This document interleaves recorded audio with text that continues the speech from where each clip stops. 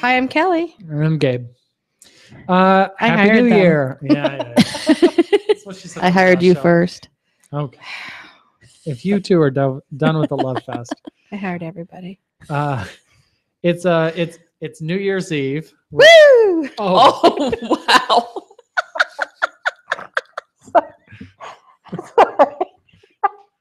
And I know it seems like Kelly's drunk, but I promise you she's quite sober from a full day at the State House. So we thought for our last show of the year, we'd take a look at the year that was 2015, all the things that happened. Mm-hmm. Started off with a bang. It did. My first day on the job, we sued the State Department of Health. Hi, welcome to NARAL. Yeah. No kidding. Do a press release right now. Pretty much. Here's your desk. Do you want to talk about why we sued the Department of Health? Yeah, and we were convinced and knew from some unofficial sources that Governor Kasich's team had played a major role in creating policies that were designed to close abortion clinics. It had nothing to do with patient safety, but were really designed to close abortion clinics. But of course, knowing and proving are two different things. And Jaime from NARAL and, frankly, some other allies had been issuing public records requests and getting stonewalled. And so finally, we worked with our attorney, the fabulous Subodh Chandra, frankly, one of the best damn attorneys in the state of Ohio, if you ask me. Right. He's does great things for civil rights on many fronts. And we worked with his team to file a lawsuit. And not only just to file our lawsuit, but to, if necessary, set the tone to be able to file a class action suit. So we were able to work with our activists to file 700 identical public records requests in the case that the Department of Health didn't follow what the law asked them to do. So right. we really came at it hard because they left us no choice.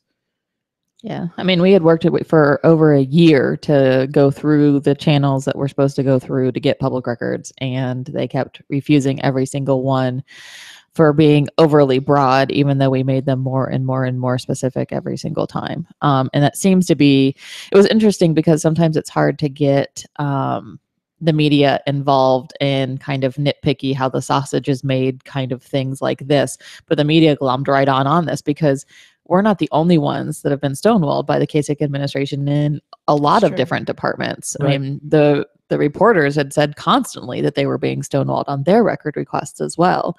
I mean, when we started working on this, Sandy, who's on our board and leads Progress Ohio, was like, all you got to do is email them and ask, because that's all she had to do as a reporter when she was a reporter. Right. And, how much times had changed to how far you had to push to get these records. So, we had tried time and time again to get these records, and we're just getting stonewalled at every point. So they really left us no choice but to sue them. Well, the more they stonewalled, the more sure we were. Oh yeah, that we were on the right trail, and they were trying to hide it. And eventually, that lawsuit did produce some of the records that we were looking for, but we continued, and others, reporters included, continued to have to push to get all the information. Yeah. And Randy Ludlow with the Columbus Dispatch was one particularly that sort of carried this story more than others. And honestly, he didn't do it because he was primarily concerned with the effect that the State Department of Health was having on abortion providers. Right. He was concerned from, the access to public information. And so that's, that was what, his main pitch was, but that kept this in the news for quite some time, and I think really attracted the attention of other members of the media that might not have, made this something to focus on. Yeah, public records are a huge issue for reporters because it's the main way that they're able to back up and prove allegations that they may come across through their reporting. And, so we got a lot of support for that, as you said, not just because of the issue and because people wanted to know what was going on with those regulations, but because of that larger issue. And so that was one of a couple times this year where, through advocating for our issue, we actually became part of broader concerns, whether it be, through this or some of the other things that happened later in the year. Right.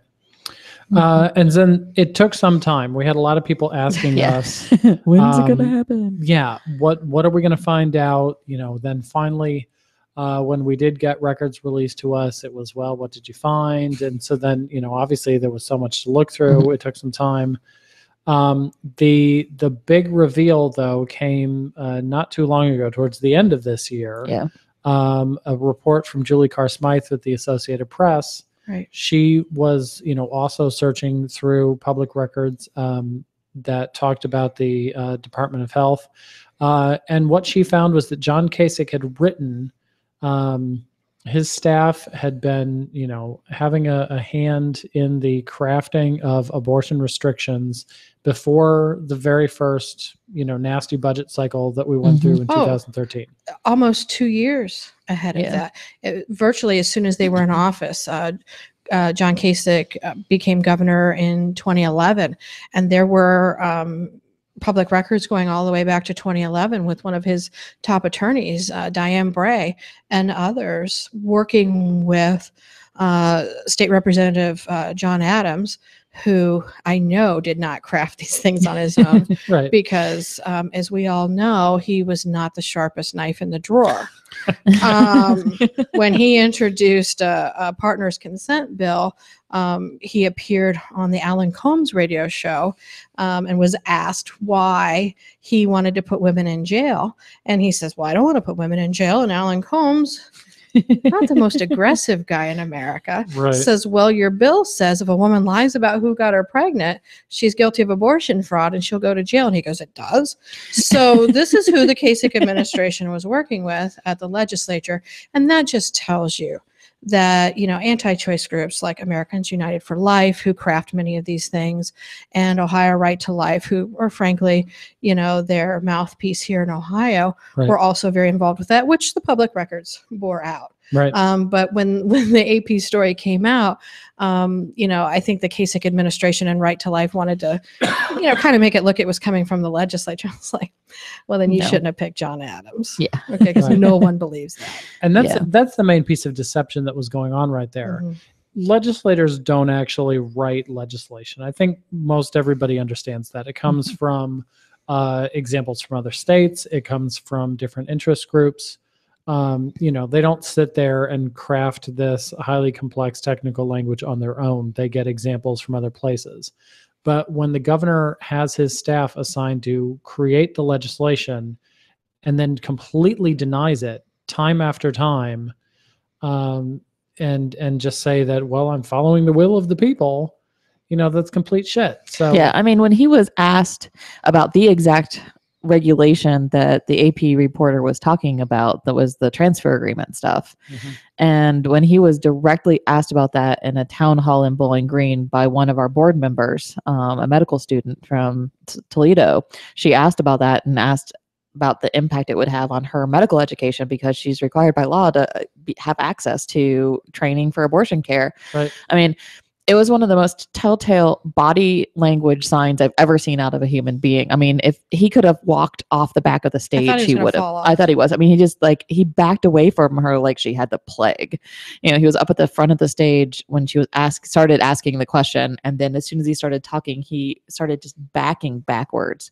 And, and basically his response was, well, I'm pro-life and I just need to see what's in the bill, when he was the one behind writing that whole entire section that she was asking for. So, there was a very public face of John Kasich saying, well, I'm not the person behind this. And there was the very real reality that his office was driving this train down the tracks. Right. Well, and it was clearly part of a national effort.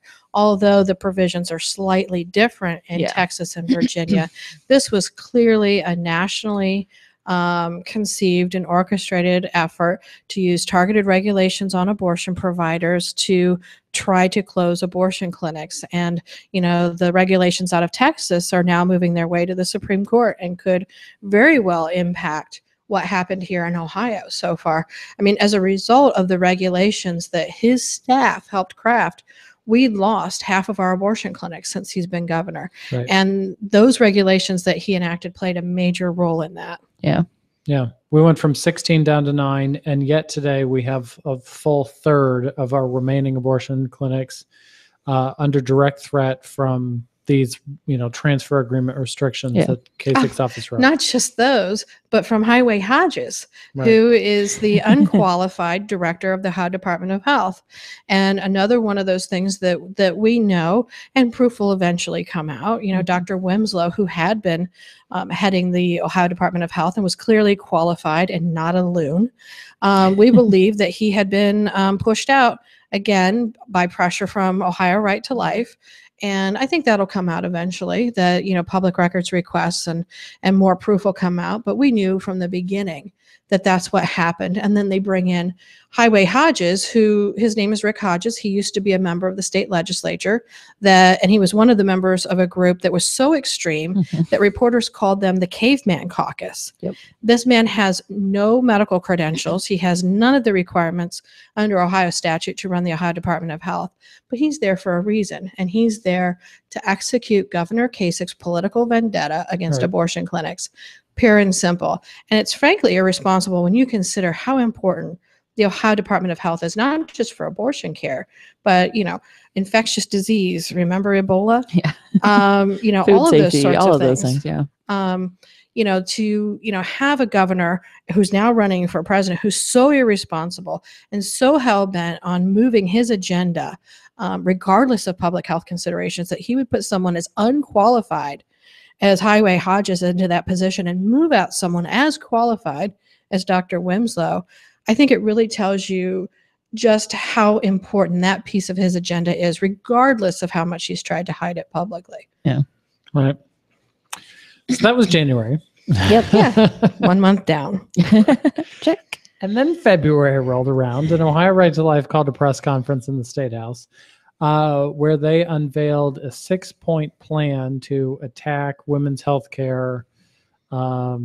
And so it included everything from defunding Planned Parenthood to a 20-week abortion ban, a new Down syndrome abortion ban, a trigger abortion ban, new restrictions on medication abortions, and then finally some new CPC dollars. Right. It felt a little bit like an auction. Yes. Like at what point can we pass a bill to eliminate abortion access further than we already have? Right. It was like, 20 weeks Down syndrome. I mean, and we kind of referred to it as an auction because, they're just trying to eliminate access to abortion in any way and every way possible. It's not that they think that, there's some reason why we should cut off abortion access at 20 weeks. It's not that they have some special consideration for people with Down syndrome. These are all just tools to their eventual goal of completely eliminating abortion access in Ohio. And that's why it feels like such a scattershot approach, because they're just trying to see what'll stick. Yeah. And I think that one of the big things that we, learned at that point was just how far they were going to go. They've been under a lot of attack from some of their more extreme supporters for not supporting the 6-week ban. And I kind of feel like this direction was a kind of a play to that, and some of their rhetoric as well. They, used to be an organization that really was kind of the other moderate side of this issue, and they really have moved a lot on, the extreme rhetoric recently. And these bills kind of showed the direction that they were going to go in this year by targeting women in, complicated pregnancies where a diagnosis of Down syndrome had been made, and the complicated decision that she and her family faces.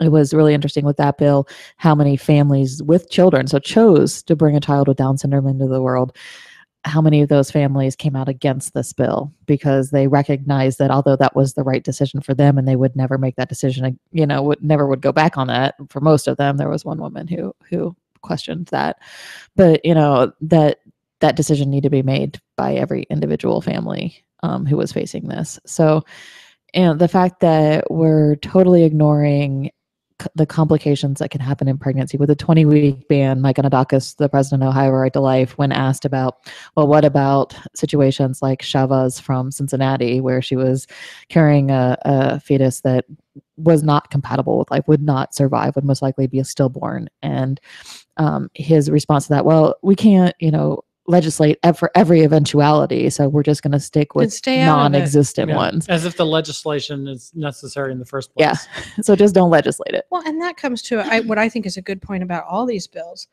No Down syndrome advocacy groups have supported the Down syndrome ban. No medical groups have supported the 20-week ban or the medication abortion ban. In fact, they're opposed by all of these things. So, they always talk about how this is about patient safety, women's health, and it's just one of the lies, frankly, that they tell to promote their agenda. They know that this is about ideology and not medicine, and yet they continue to say things that aren't true to support their argument because, frankly, they can't win on the truth. Yeah. Right. So of those 6 points, the ones that we're still looking at, there's defunding has passed through both chambers. And that's something that we think that Kasich has been taking a close look at. The 20-week ban and the Down syndrome ban are both bills that were active throughout the legislature this year. It kind of looked for a while there that Kasich was looking for, as he became not Governor Kasich, but presidential candidate Kasich, one of those three, defunding 20-week or Down syndrome, was what he was eyeing as a way to move up in the polls. We haven't seen any of them recently. No. But, we're constantly on the watch to make sure that those things don't start moving. Yeah. I mean, unlike a lot of other states, Ohio just continuously has a legislative session for 2 years. So, Right. Everything that existed in 2015 will still be sitting there waiting when we come back in January of 2016. So, Right. We may have, stalled it for now, but we will be vigilant in 2016 to continue to see what we can do to stall these things in a almost anti-choice supermajority legislature. Right. The one thing that Ohio Right to Life was successful in passing was they shoved $1 million into the budget for crisis pregnancy centers. Actually redirected away from low-income families. Yes. So let's be clear. Yeah. This wasn't new funding. This is funding that they redirected from federal TANF dollars, which are supposed to go to low-income families. For stuff like temporary assistance. This is for needy families. For stuff like food. Mhm. Okay, so they took $1 million away from food for poor families, Right. and they gave it to fake clinics who, on occasion, have been known to give out a packet of diapers, maybe if you volunteer and earn baby bucks. Yeah.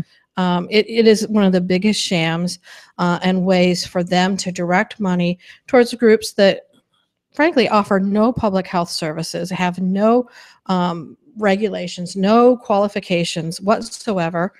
They don't have to follow HIPAA regulations. They don't even have to, do pregnancy tests in a medical way. They can just use the ones that you would get, from the drugstore. Right. And they're about but as they're giving them $1 official as million. a church bake sale. Yeah. Right. They basically are a church bake sale. Pretty much.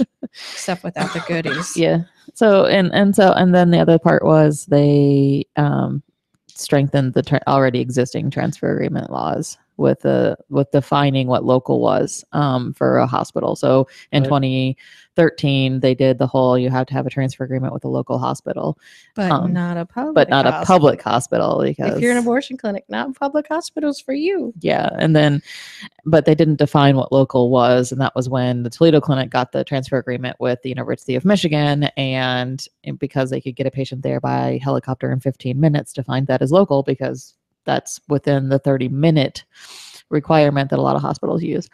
But so in order to kind of squash that fight in Toledo, so this was a direct attack on that Toledo clinic, they defined a local as a hospital within 30 miles.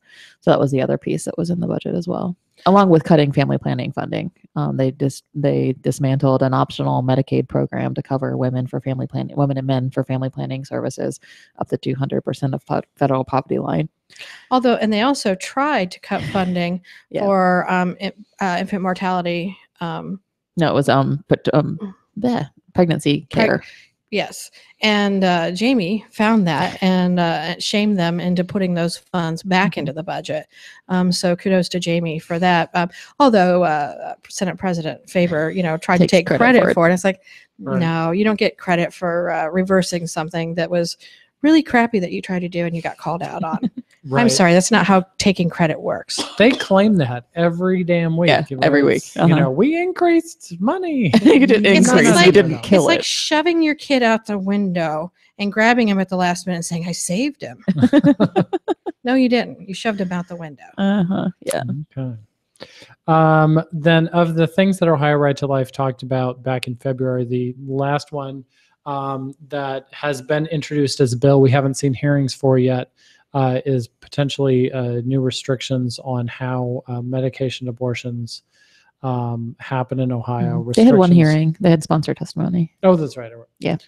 But that bill hasn't moved forward No, very much. It has not moved forward at all. I mean, and frankly, that one is really dangerous because we already know that the protocol that doctors are forced to use in Ohio is actually more unsafe and causes more complications for women than the evidence-based protocol, which uses a third of the medication and fewer visits to the clinic, and therefore a much lower price tag. Right. Well, because like our buttons say, politicians make crappy doctors. Yeah, they do.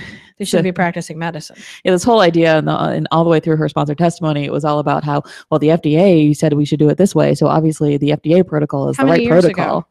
Yeah. And so obviously they're not, really looking at what the evidence shows. And this evidence-based protocol that's used around the globe and in every other state but Texas, unfortunately, is actually more safe and more effective than the original FDA protocol. So this would take it even a step further and require and restrict it even further in Ohio, basically making it unaccessible, because that's really the plan with all of these, as we talked about. Every single one of these bills is to cut access in some way, shape, or form in Ohio. Okay. So that's their agenda. That's their agenda. So in addition to the legislature, we were working to defend clinics across the state. As I mentioned, a third of the facilities in the state of Ohio have been under attack by State Department of Health regulations, them trying to deny licenses and variance requests. The first one we want to talk about is in Toledo. How's that going? Well, they had oral arguments in late November. I don't remember what week that was, right after Thanksgiving. Yep. And so we're just really waiting for a ruling in that case. The lower court in Lucas County ruled in favor of the clinic, allowing the clinic to stay open. And the clinic is Capital Care Network. Yes, so it's the last remaining clinic in Toledo who has the transfer agreement, what we think is valid transfer agreement with the University of Michigan. And so... And all of this stuff, as frequent listeners know, but let's repeat it again, transfer agreements are completely nonsensical on its face, because even though they have a transfer agreement with the University of Michigan, they would probably never, ever, ever transfer a patient to the University of Michigan unless they wanted to go to the University of Michigan. In an emergency situation, you call 911, the ambulance comes to the clinic, and the ambulance driver decides where the patient goes. So it doesn't matter where they have a transfer agreement with, the ambulance is going to take them to the closest hospital. Right. So, in a lot of cases, like in Columbus, where, all the clinics have a transfer agreement with the hospital downtown, but they're way out on the east side, the ambulance driver is going to take them to Mount Carmel East. They're not going to take them to the hospital with the transfer agreement, and they're not required to. So, and on top of that, Toledo hasn't transferred a patient in 12 years. So obviously, this is not something that happens frequently. It happens very, very rarely. So we're just kind of waiting. We should hear something by probably early February in that case. And then it'll go from there in the court system. But in the meantime, because we know eventually this is going to hit the Ohio Supreme Court, which has, I think, 5 Republicans and 2 Democrats, or maybe 6 and 1 at this point. I was going to say, I think 6 and 1 Yeah. is it. And one of the Democrats is not pro-choice. Yeah, so or something like that. So it's stacked against us, whatever the number is, and therefore, most likely a losing battle in the Supreme Court of Ohio. And so what we've been working on, and Annie, our organizer for Northern Ohio, has really been working on gathering community support for the clinic to push the hospital to do what's right there. The one who's eligible to do there it, is which one is hospital, ProMedica. yeah. So pushing ProMedica to sign a transfer agreement, because they've been saying how they want to stay neutral in the abortion debate by not signing a transfer agreement. That doesn't make them neutral. No, Right. it's the exact opposite of being neutral. So we've been doing banner drops over the freeway, community meetings. We've done some phone calls. We've done some crowd canvassing, and we'll pick that up again in January, full force, to really push hard, because whatever way the appeals court in Lucas County goes, we know eventually we're hitting the Supreme Court. We need ProMedica to do the right thing, and save this last clinic in Toledo. Right. They can't say they're a leader in protecting women's health and promoting all of the gynecological services and the birth services they do, and not stand up for women's access to reproductive health in this other critical area. I mean, you can't do that. Yeah. Right. So So that's Toledo. And then in Dayton, we're seeing a fight to keep Dr. Haskell's Women's Med Center open. They've had a variance request.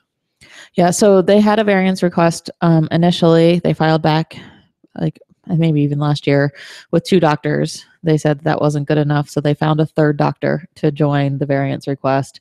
And at the same time that Planned Parenthood Southwest Ohio and Cincinnati was denied for 3 doctors, Haskell was denied for 3 doctors, saying that 3 completely nonsensical, not actually helpful backup doctors was not enough. They needed 4 backup doctors that really wouldn't do anything.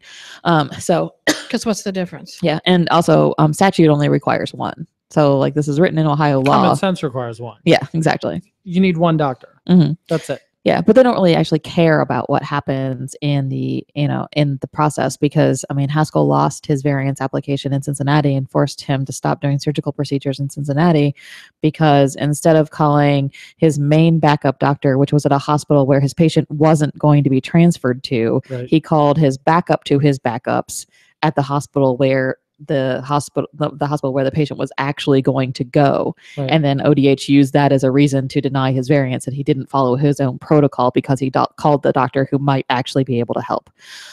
So none of this actually has anything to do with treatment of the patients, just a complete administrative runaround for these physicians. So we're currently working to try to find him a 4th doctor so that he can reapply for his variance. And of course, that's coincided with a really horrible harassment campaign by a group called Created Equal, who has been harassing physicians for years. And they do it under a campaign that they call Killers Among Us. They send these postcards with their doctors' faces and their home addresses and graphic imagery to their neighbors, to their colleagues. They drive around in trucks. They follow people. And you can't tell me that the timing of that in Dayton was coincidental. Mm-hmm. They clearly knew that the Department of Health was going to ask for additional doctors, because they timed that harassment campaign. And something I don't think we've seen anywhere in the country, which was they sent a letter to all the OBGYNs in the area, and they said, hey, this is what we're doing to harass the doctors who have already signed on this variance agreement to be a backup doctor if they're needed. If you sign, we're going to do this to you too. Yeah. All the doctors in the area. So, we've gone from harassing abortion providers to backup doctors to doctors who are just in the area. Yeah. And of course the question is, when does it end? And, how close is that relationship between Governor Kasich, his administration, the people who run the Department of Health, and these people at Created Equal, who are clearly inciting violence? And they all have the same goal, which is to eliminate access to abortion, right, no matter what. Right. Yeah. Yeah.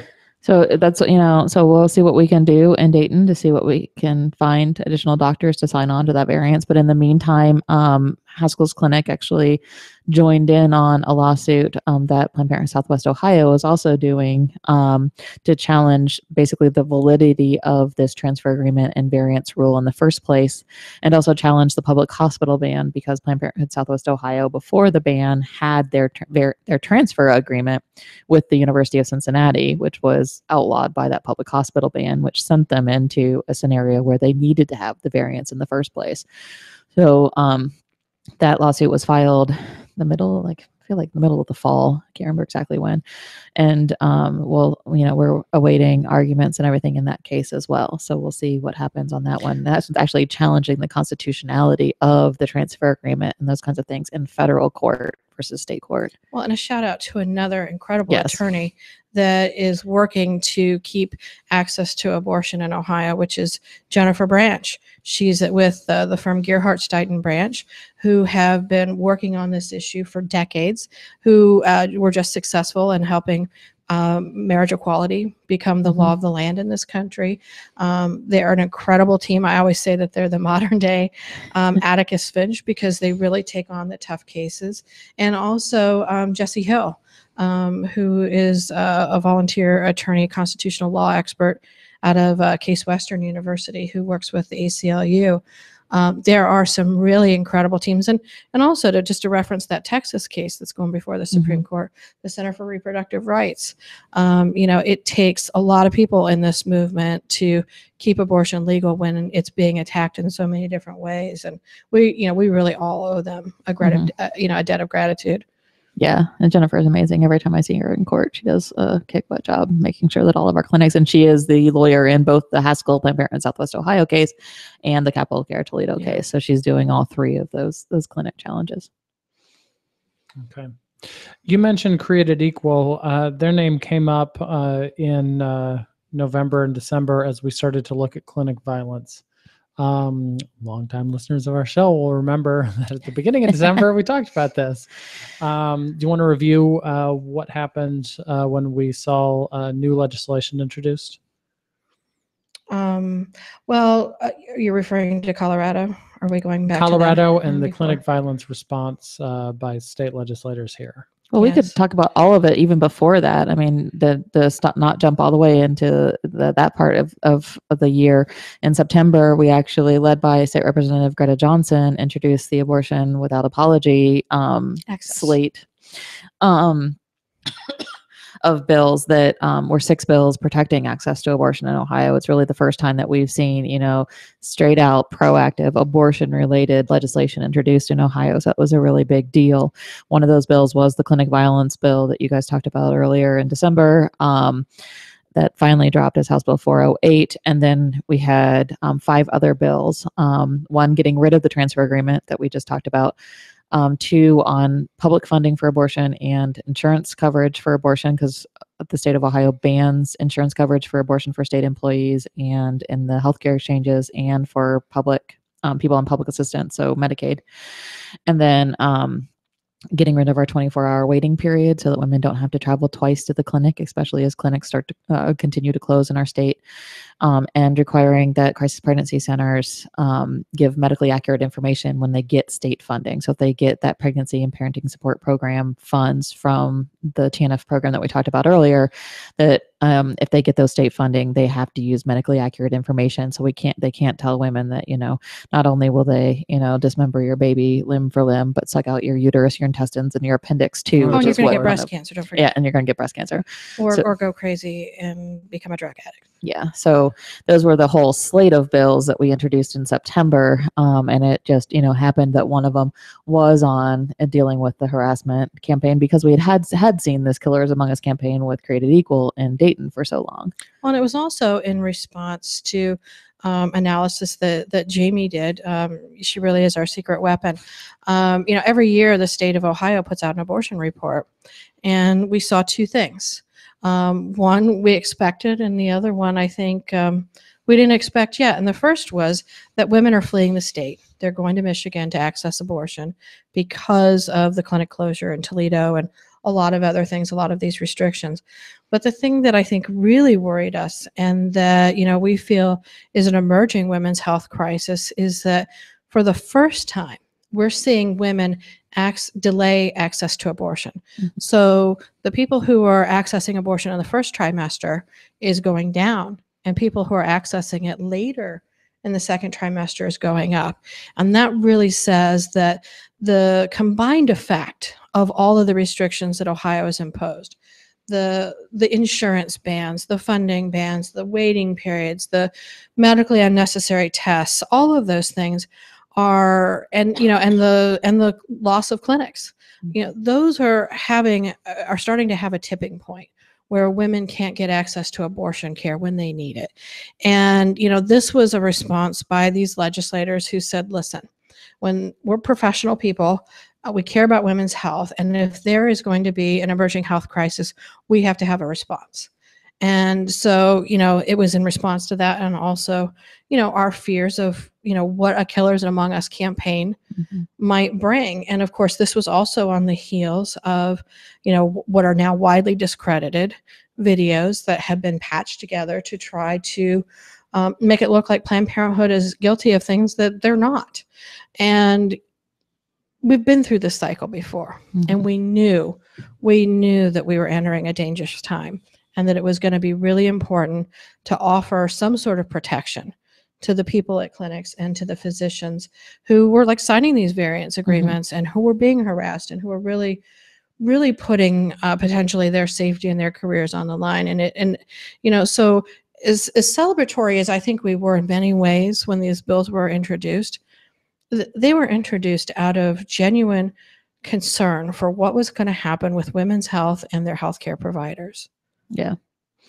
And, it just kind of happened that, because we were seeing the increase in violent rhetoric and those kinds of things that, we ended up where we did with the Colorado shooting and all those things. So it was, when the bill was finally dropped a couple weeks after that shooting happened, it just kind of posed another opportunity for us to talk about this again and really bring it to the forefront that when you start telling people that there are people who live in your neighborhood that support the murder of children, some crazy person out there is going to take that as a message that they need to do what they need to do to stop that from happening, because obviously nobody else is doing anything about it. So, and then that's what we really saw, and that's what we're scared of continuing to see in so many of these cases. Because in a lot of ways, usually when you see something like the Colorado shooting happen, the rhetoric dies a little bit afterwards, and we're not seeing that this time. They're doubling down. Yeah, I mean, Created Equal posted a meme on their Facebook page about a week later that said, nobody's going to stop us from saying what we need to say, that abortion is murder and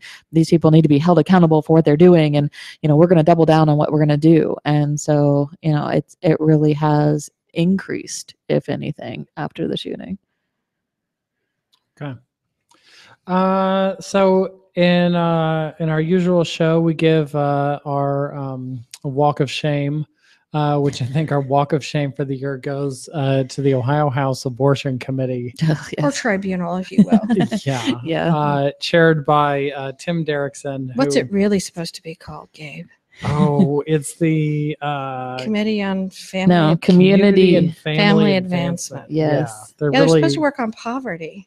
They are. That's the stated goal of the committee. That was the point. And Tim Representative Derrickson, Janine Boyd had a role in actually help creating that committee, because even before she came to the state legislature, that was her big work. And then she ends up on this committee, and it turns into an abortion tribunal. Imagine her disappointment. Right. Although with the people on the committee, I'm not quite sure we want them addressing our poverty issue. I mean, the Republicans, the people in control of the committee, the majority of the people in the committee. Right. I don't know that they would really do the kind of poverty, like when they actually do talk about policy, it makes my skin crawl. I mean, poverty, it makes my skin crawl, because they're not, they're basically looking at ways that we can help people rise up by kicking them off public assistance, because if they don't get help, they'll pull themselves up by the bootstraps. So right. What committee is trying to cut unemployment benefits in half? I don't think it's that committee. It's probably finance or something, but yeah, that's happening too. So yeah. Mm-hmm. Yeah. So yeah, they definitely get the walk of shame. They get the walk of shame for the year. And then our That's What She Said, I think for the year goes to the new freshman class that started in 2015. I don't know his phone that is ringing. Probably mine. Puzzle, it's mine. The freshman class of 2015, we saw just some amazing new voices come into the legislature. Some of them were related to the old guard going out. Amelia Sykes replaced her dad. Michelle Lepore Hagan replaced her husband, Bobby Hagan, who left. Janine Boyd. And Janine Boyd, yes, replaced Barbara Boyd. Her mom. So they came in just, full of fire and ready to go. As my grandma would have said, piss and vinegar, full of P&V. And then we're joined by Greta Johnson, Stephanie House, who else? Who am I leaving out here? But they did a terrific job, and they joined some more seasoned pros, Kathleen Clyde, Dan Ramos, Teresa Fetter, and have done just an amazing job. Nikki Antonio. Yeah. Nikki Antonio, thank you, have done just an amazing job over in the House, making sure that as each of these restrictions come up, they're faced with, some really solid rounds of questioning, strong objections.